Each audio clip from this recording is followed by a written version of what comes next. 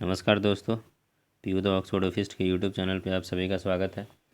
तो जैसा कि आप लोग जानते हैं कि अभी बीकॉम का 6 कट ऑफ लिस्ट आ चुका है। तो इस वीडियो में हम लोग बीकॉम का जो 6 कट ऑफ लिस्ट है उसी का एनालिसिस करेंगे। और उससे पहले हम आपको इस वीडियो में बताएंगे कि जो भी हमारा दोनों कॉलेज है, वाणिज्य महाविद्यालय और मगध महिला, तो उसमें कितने सीट बचे हुए हैं, सेल्फ फाइनेंस और रेगुलर में कितने सीट बचे हुए हैं कैटेगरी वाइज, ये हम देखेंगे। और जो कट ऑफ लिस्ट है उसमें जो हमारा कितने से कितने वालों को बुलाया गया और कितने से कितने को वेटिंग में रखा गया है, सारी चीज़ों को हम लोग अच्छे से देखेंगे।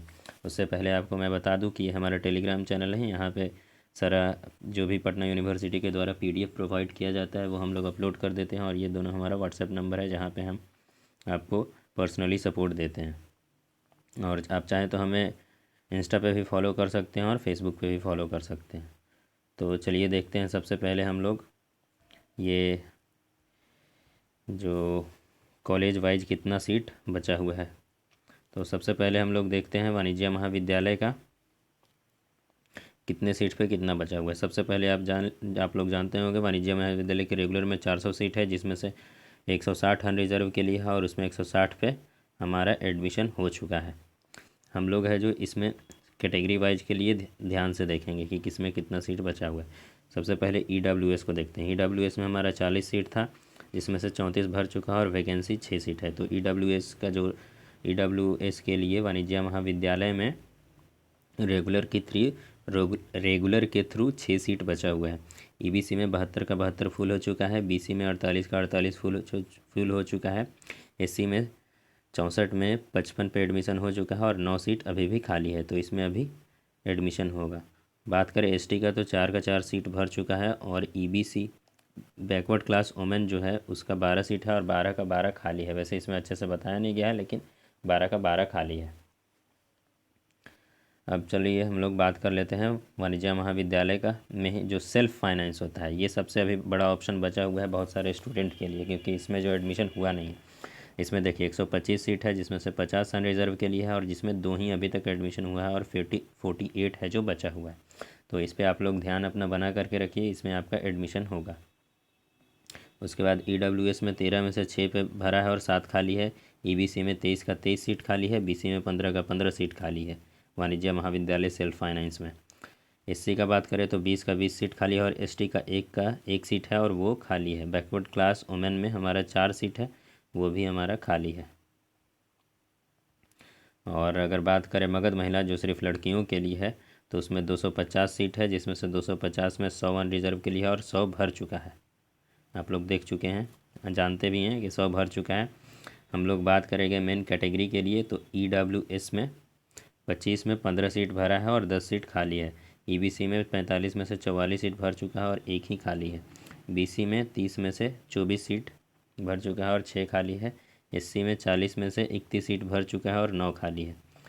बात करें एसटी का तीनों सीटें फुल है, भर चुका है और बैकवर्ड क्लास वुमेन में 7 सीट है जो खाली है। तो आप लोग ध्यान से देख लीजिए और आप लोग खुद को मैच कर लीजिए कि आप कौन से सेक्शन में बिलोंग करते हैं और उसमें कितना सीट खाली है। अब चलिए देखते हैं जो स्टूडेंट को बुलाया गया है। तो बीकॉम 6 कट ऑफ, जिसका काउंसलिंग डेट ऑफ काउंसलिंग है 27 तारीख और रिपोर्टिंग टाइम आपका होगा 11 बजे। अब चलिए देखते हैं वाणिज्य महाविद्यालय का सबसे पहले देखते हैं। सबसे पहले एससी का बात करेंगे। 1 से 8 को कंफर्म बुलाया गया है, जिसमें 58 से 50 नंबर है और वेटिंग में रखा गया है 9 से 77 को। इनको भी आना है, वैसे वेटिंग में रखा गया है इसलिए ये नहीं कि छोड़ देना है, इनको भी है जो आना है एडमिशन करवाने। और जिनका मार्क्स कितना गया है 49 to 34, तो देखिए कट ऑफ 34 तक गया है। ईडब्ल्यूएस में 1 से 6 को कंफर्म बुलाया गया है। 60 से लेकर 57 जिनका मार्क्स है और वेटिंग में रखा गया है 7 से लेकर 40 को।